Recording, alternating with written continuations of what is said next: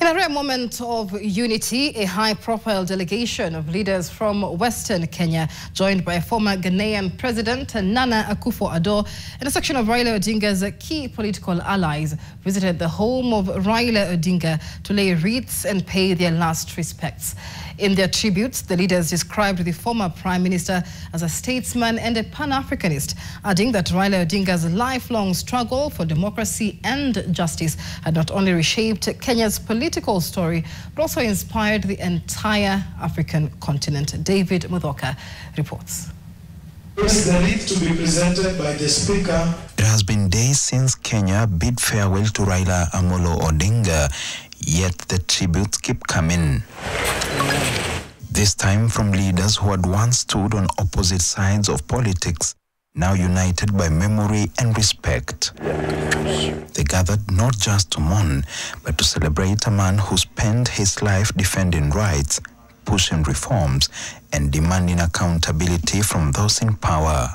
His Excellency Raila Odinga never entertained any abridgment of the rights of the people, particularly human rights, and fought his entire life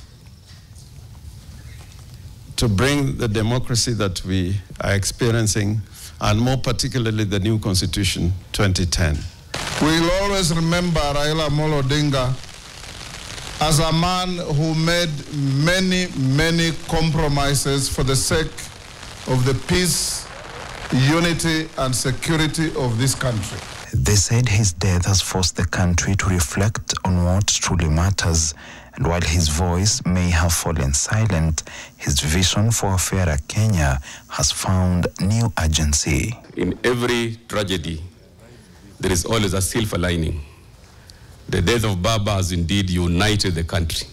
From his allies to those who once competed against him came a tone of grace and reflection, a reminder that in the end, Raila's politics had always been about people, not positions. I remember Mzee Raila with fondness. He respected me and he gave me his friendship, but as they say, man proposes, but God has his plans. He was a true son of Africa, a true hero. And from beyond Kenya's borders came a continental tribute, recognition that Raila Odinga's influence had reached far beyond national politics. His contribution to the growth of democracy in Kenya and in Africa is one that can never, ever be forgotten. And I was privileged to have the opportunity to work with him. The delegation's visit now adds to a growing national reflection on Raila Odinga's role in Kenya's democratic journey. David Muthoka, NTV. Let us allow our guests to be seated.